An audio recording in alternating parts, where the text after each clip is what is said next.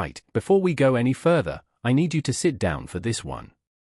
Because I've been covering the car industry for a while now, and I genuinely can't remember the last time a brand new electric vehicle, a proper, 5-door, 5-seat electric car, went on sale in Britain for less than 12 grand. Not after government discounts, not on a 3-year PCP deal with a deposit the size of a small mortgage. Just £11,990. On the road. Today. That's the Dacia Spring. And if you know anything about the EV price war that's been quietly raging across Britain's forecourts over the last few weeks, you'll know exactly why this matters. Because Dacia hasn't just tweaked a price tag here. They've torn up the old Spring price list entirely, ripped up the rulebook that says electric cars have to be expensive, and thrown down a gauntlet that every single rival, Chinese, European, you name it, is now scrambling to respond to. So stick with me, because in this video I'm going to break down exactly what's happened, why it's happened, what you actually get for your £11,990, how it stacks up against the competition that's been nipping at Dacia's heels, and, crucially, whether you should actually buy one. Because cheap and good aren't always the same thing, and I want you walking away from this video with the full picture, not just the headline number. Let's get into it. The price cut that shook the market. So here's what actually happened. Dacia has slashed the price of the electric Spring, that's their pint-sized city car, the one that's been quietly becoming a cult hit with buyers who just want cheap, honest transport without the badge snobbery, down to £11,990 on the road for the entry-level Expression trim. To put that in context, before this cut, Spring prices in the UK had been sitting up around £15,990 for the entry car. We're talking about a reduction of roughly £4,000. That's not a trim, that's not a nip and tuck, that's a proper hatchet job on the price list, and it's a discount of something like 25% in one move. And it's not just the base car. The more powerful Spring Extreme Electric 100, which used to be priced at £16,990, has also come down, and it now starts from £12,990. So for an extra grand over the entry car, you're getting a genuinely different animal, which we'll come to in a minute. Now, why has Dacia done this? Well, officially, the brand is putting it down to production efficiencies. Lina Ribeiro, who's the Dacia brand director here in the UK, put out a statement saying that Dacia has always worked hard to remove barriers to new car ownership, and that with the Spring's new pricing, they're taking that mission further than ever. She went on to say that production efficiencies and a continued drive to offer real value have allowed the brand to pass the savings directly on to customers, and that with the price this clear and running costs this low, going electric simply makes sense. That's the official line, and there's probably some truth in it. Dacia and its parent company Renault have had years now to refine Spring production and iron out the costs. But let's be honest with each other for a second, because there's a much juicier story sitting right underneath that corporate statement, and it's called competition. A quick refresher on where the Spring came from. Before we go any further, it's worth taking a step back and remembering just how unlikely this whole story is, because the Dacia Spring hasn't exactly had the smoothest ride to get here. When the Spring first launched in the UK, it arrived with a reputation as the budget option in the electric car world, and it wore that label proudly. Dacia has never tried to pretend the Spring is a premium product. It's built down to a price, using a platform shared with other small Renault Group city cars, and manufactured in China through a joint venture arrangement, which is precisely why it's never been eligible for some of the UK incentive schemes that apply to domestically or European-built EVs. Early reviews were mixed. Journalists loved the price, but were quick to point out the compromises: a modest range, fairly basic driving dynamics, and that now infamous 1-star Euro NCAP safety rating, which we'll come back to a bit later.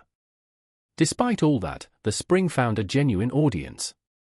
People who wanted a cheap way into electric motoring, second-car buyers, city dwellers who never went near a motorway anyway, and fleet buyers looking for low-cost urban delivery vehicles all found something to like in this odd little box on wheels. Then came the midlife refresh. Dacia gave the Spring a genuinely significant update not too long ago: more powerful electric motors across the range, a new lithium iron phosphate battery pack that's more resilient over the long term, retuned suspension aimed at ironing out some of the rougher edges in the ride quality, and upgraded brakes to match the extra performance on offer. In other words, Dacia didn't just leave the Spring to quietly fade away as newer rivals launched, they actively invested in making it a better car, all while keeping the price low. And that's the context that makes this latest price cut land so hard. This isn't a manufacturer dumping an aging, unloved product at a discount to shift stock before it disappears. This is a genuinely competitive, recently refreshed electric car, with meaningful engineering behind it, being sold at a price that undercuts nearly everything else on the market. That combination is what's making this story so significant. It's also worth remembering the scale Dacia is operating at here. The brand has sold more than 260,000 vehicles in the UK since it first launched here back in January 2013, building a reputation almost entirely on the promise of no-nonsense motoring at a price that doesn't insult your wallet. The Spring, in many ways, is just the latest, and most extreme, expression of that same philosophy, translated into the electric era. The real reason, a full-blown EV price war. Just one day before Dacia made this move, its closest rival in the budget EV space, a Chinese brand called Leapmotor, slashed the price of its own city car, the T03, down to £12,995. Leapmotor did this through what it calls its Leap grant, essentially a manufacturer-funded discount that knocked a huge chunk off the T03's original list price, which sits up around £15,995 before the grant is applied. For a few days there, the T03 actually took the crown. It became, briefly, the cheapest new car you could buy in Britain, nudging the Dacia Spring off a throne it had sat on for a couple of years. Dacia clearly wasn't going to let that stand. And so, in a move that honestly feels like something out of a supermarket price war rather than the car industry, Dacia turned around and dropped the Spring even lower, to that £11,990 figure, undercutting the T03 by just over £1,000 and snatching the title straight back. This is genuinely one of the more entertaining rivalries in the current new car market if you're the sort of person, like me, who finds this stuff fascinating. You've got a French-owned, Romanian-built brand and a Chinese newcomer, going toe-to-toe over who can sell you the cheapest set of four wheels and a battery. And the customer, for once, is the one winning. Because it's worth remembering just how far this pushes the Spring below everything else on sale. The entry-level Dacia Spring at £11,990 is now nearly £2,800 cheaper than Dacia's own petrol super mini, the Sandero, which starts from £14,765 and has been Britain's best-selling and most affordable car for over a decade. Think about that for a second, the electric car in Dacia's own range is now dramatically cheaper than the petrol one. That's a sentence that simply wouldn't have made sense 2 or 3 years ago. And zoom out further and the Spring is roughly £4,000 cheaper than something like a Kia Picanto, a car that's been the default answer to what's the cheapest new car I can buy for years. The landscape has genuinely shifted. What you actually get for £11,990. Right, so the numbers eye-catching, but numbers on their own don't tell you much. What actually is the Dacia Spring? And what do you get for your money at this entry-level expression trim? The Spring is a small, upright city car, think along the lines of a Fiat Panda or a Kia Picanto in terms of footprint, but running on an electric powertrain rather than petrol. At this expression electric 70 spec, you're getting a 52 kilowatt motor, which works out at 70 horsepower. That's not going to set the world alight in terms of performance, and I'll come back to that, but it's more than enough for nipping around town, which is really where this car is designed to live. Range-wise, Dacia quotes a WLTP figure of up to 140 miles, or about 225 kilometers if you're working in those units. Realistically, on a mixed real-world cycle, you'll want to knock a decent chunk off that, probably looking at somewhere in the region of 100 to 120 miles in typical UK driving, less if you're doing a lot of motorway work, which, spoiler alert, isn't really this car's happy place. Underneath, there's a new 24. 3 kilowatt lithium iron phosphate battery, that's an LFP battery, for those of you who like the technical detail, which is generally considered more durable and more resistant to degradation over time than some of the older lithium-ion chemistries, even if it trades off a little on outright energy density. Dacia says that battery can go from 20 to 80% charge in as little as 29 minutes on a suitable rapid charger, which is a genuinely useful figure for topping up on the move, even if this car's natural habitat is really the daily commute and the school run rather than long-distance touring. In terms of kit, the Expression trim isn't going to blow you away, but it covers the essentials sensibly. You get air conditioning, cruise control, rear parking sensors, a digital instrument display in front of the driver, and Dacia's media control system, which lets you dock your smartphone and use the steering wheel controls to manage your music and navigation rather than paying for a built-in touchscreen you might not need. There's also a decent amount of driver assistance kit as standard these days, including things like lane keep assist and driver attention monitoring, which is worth knowing if you're cross-shopping against older budget cars that skimped on safety tech. Practicality-wise, don't expect miracles from something this size, but the Spring holds up reasonably well. Boot space comes in at 308 litres, which expands out to 1,004 litres if you fold the rear seats down, genuinely useful numbers for a car in this class. And Dacia's clever little U-clip system is standard too, which is a set of universal mounting points dotted around the cabin that let you clip on accessories like phone holders, cup holders, or even a small torch, depending what Dacia's accessory range offers at the time. Stepping up to the Spring Extreme. Now, if the entry car doesn't quite do it for you, that extra £1,000 to get into the Spring Extreme Electric 100 buys you a meaningfully different experience, and I think for a lot of buyers, it's going to be the sweet spot in the range. For your £12,990, the power jumps from 70 horsepower up to 100, courtesy of a more potent 75 kilowatt motor. That takes the 0 to 62 mile/hour time down from a fairly leisurely 12.3 seconds in the Expression to a noticeably brisker 9.6 seconds in the Extreme. Now, neither of those numbers is going to have you setting lap records, but there's a real difference in how eager the car feels day to day, especially when you're merging onto a roundabout or pulling out of a junction. You also get a proper 10.1-inch Media Nav Live touchscreen, with wireless Apple CarPlay and Android Auto built in, so you're not fumbling with cables every time you get in the car. There's a reversing camera, which, on a car this small and boxy, is honestly more of a nice-to-have than a necessity, but it's welcome all the same. You get alloy wheels instead of steel, electric rear windows rather than manual windows, and some distinctive copper-accented styling touches that lift the cabin and exterior trim a bit above the fairly basic Expression. And there's one genuinely clever feature that's easy to overlook: vehicle-to-load capability, or V2L. In plain English, that means the Spring's battery can be used to power external devices, think camping equipment, power tools, or even charging another electric device, through an adapter. It's a small thing, but it's the sort of feature that shows even a budget EV in 2026 doesn't have to feel like it's missing out on the clever tech that pricier electric cars have been shouting about for years. What this actually costs to own. Let's talk running costs for a second, because the £11,990 headline is only half the story. The other half is what happens after you drive it off the forecourt, and this is really where a small, efficient EV like the Spring starts to make a lot of sense. Charge it at home overnight on a cheap electricity tariff, and you're looking at running costs that are a tiny fraction of what you'd pay to fill up a petrol equivalent. Because the Spring is such a light, efficient little car, it doesn't need a huge battery to achieve a useful range, which in turn means you're not paying to lug around excess weight you don't need, and you're not paying a fortune to fully charge it either. For a lot of owners doing predominantly short, urban journeys, we're talking about a car that could cost just a few pounds a week in electricity to run, assuming reasonable home charging rates.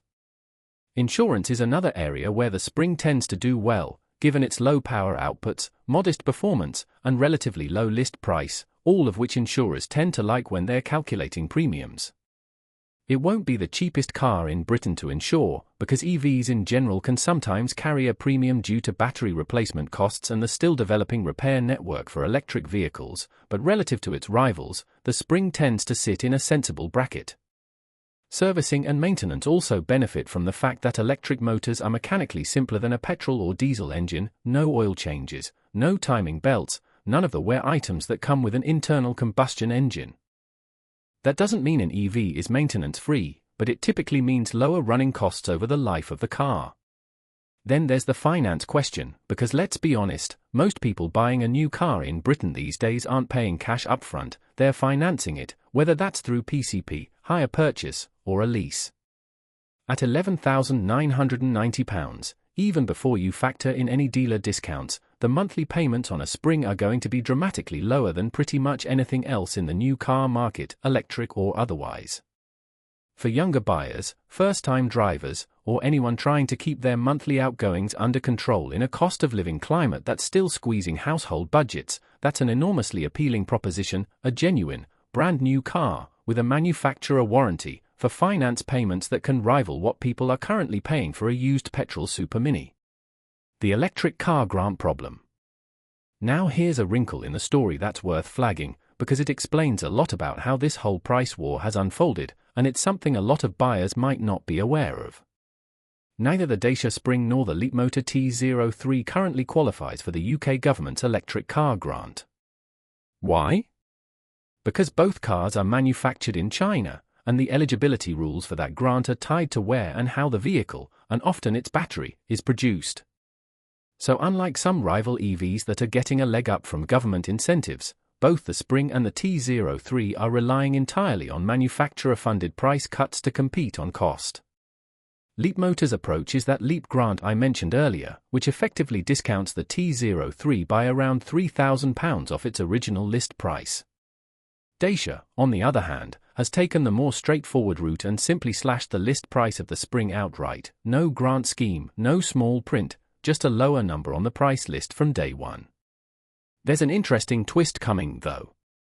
Dacia is expected to reveal the next generation Spring later this year, with the redesigned model due to land in UK showrooms in 2027.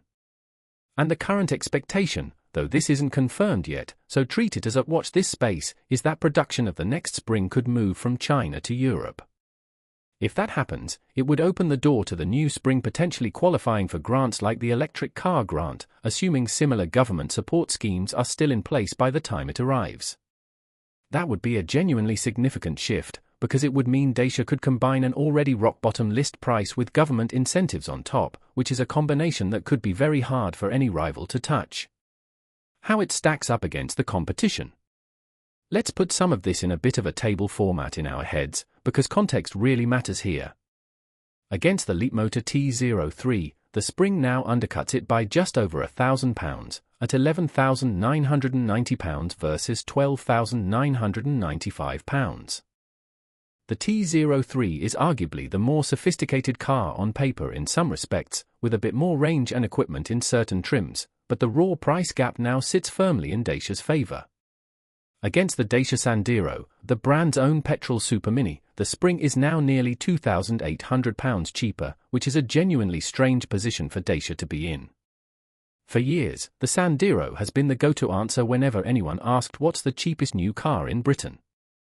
Now Dacia's own electric city car has quietly taken that crown away from its own petrol sibling. Against the Kia Picanto, another long-time favourite in the budget city car space, the Spring at £11,990 is roughly £4,000 cheaper, which is an enormous gap when you consider the Picanto itself has a reputation as one of the more affordable options on sale. And it's worth mentioning where this leaves things if you set electric cars aside entirely. Ignore the quirky Citroën Ami quadricycle, which technically undercuts everything but isn't really a full car in the conventional sense, and the Dacia Spring is now, as things stand, the single cheapest brand new car you can buy in the United Kingdom. Full stop. Not cheapest EV. Cheapest car, of any kind, with any engine, from any manufacturer currently selling new vehicles here. That is a genuinely remarkable thing to be able to say about an electric car in 2026, given how the conversation around EVs and affordability has gone over the last few years. Widening the net, other rivals worth knowing about. Now, I focused a lot on the Leapmotor T03 in this video, because that's genuinely the car that triggered this whole price war. But it's worth zooming out and mentioning a few other cars that sit in and around this part of the market, because cheapest doesn't automatically mean only sensible option. The Renault Twingo, Dacia's sibling brand under the same parent group, has also been positioning itself as an affordable electric option in Europe, and while UK pricing and availability can shift, it's another name worth keeping an eye on if you're shopping in this bracket, given the shared underpinnings and philosophy with the Spring. Then there's the Citroën Ami, which I mentioned briefly earlier. It's technically cheaper again than the Spring, but it's a quadricycle rather than a full car, meaning it's limited to lower speeds, has a tiny range, and in most configurations doesn't even need a full driving license to operate in some markets. It's a fascinating little product, but it's not really cross-shopped against something like the Spring by most buyers, because it's built for an entirely different use case, think ultra-short urban hops rather than anything resembling a proper car. Stepping up in price but offering a lot more usability, you've got cars like the Milligram 4, which has built a strong reputation as one of the best value, most genuinely enjoyable to drive affordable EVs on the market, and the Volkswagen ID. 3, which trades some of that value for money edge for a more premium interior, a more sorted ride, and, in most trims, a considerably longer real-world range. Both of these sit meaningfully above the Spring on price when bought new, but as we touched on earlier, they become very interesting propositions once you start looking at the used market, where a couple of years' depreciation can bring them down into territory that overlaps with a new Spring's price tag.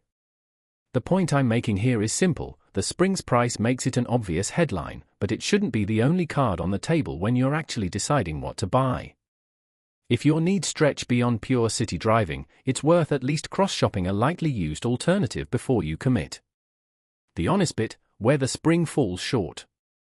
Now, I promised you the full picture, not just a highlight reel, so let's talk about where the Dacia Spring genuinely struggles, because there are some real compromises here, and I'd be doing you a disservice if I glossed over them.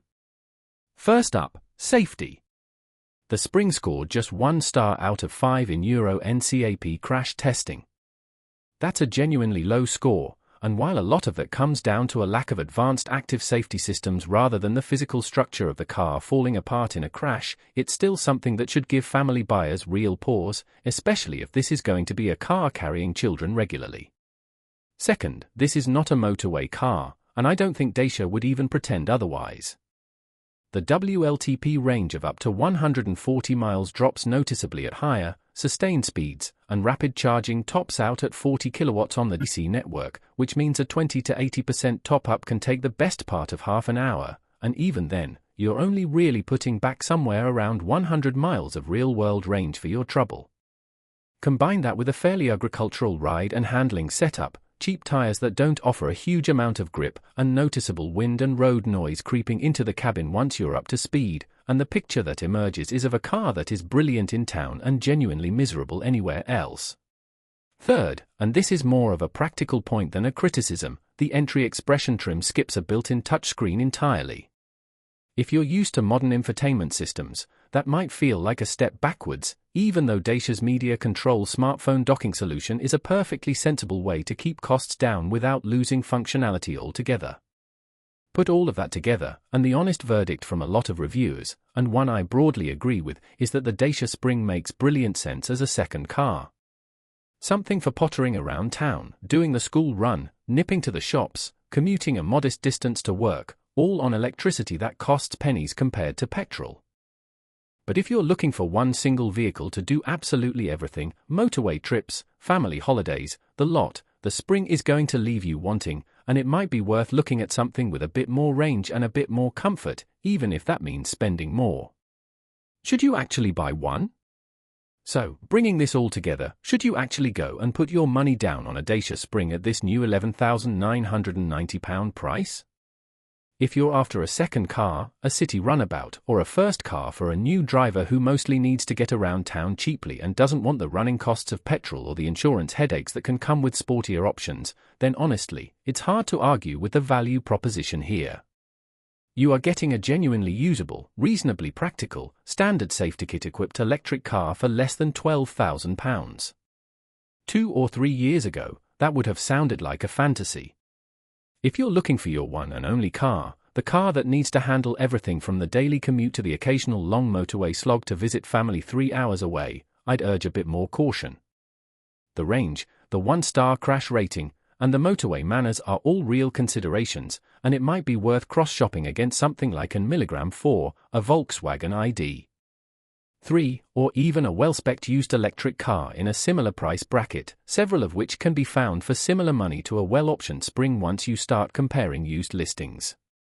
And if you're simply watching this because you love a good industry story, because you enjoy seeing manufacturers scrap it out in a genuine price war for the first time in years, then just sit back and enjoy it, because this rivalry between Dacia and Leapmotor shows absolutely no sign of slowing down, and I would not be even remotely surprised to see further price moves from either side before the year is out.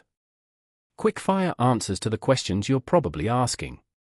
Before we wrap up, let's run through a few quick-fire questions I know a lot of you will already be typing into the comments, because I'd rather answer them here than have you scrolling to find out. Is the price cut permanent, or is this some kind of limited-time offer?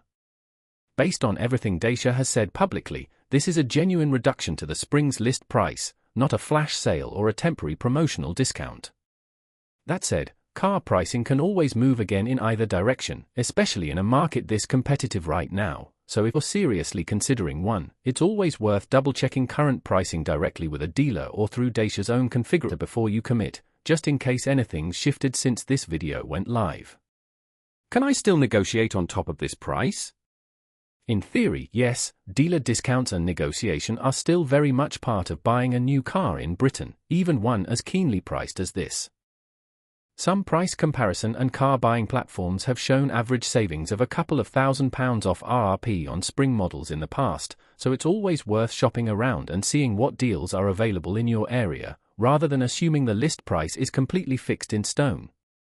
Will the price come down even further if Leapmotor responds again? Genuinely possible. This has already been a back and forth over the space of just a couple of days, with Leapmotor cutting first and Dacia responding almost immediately.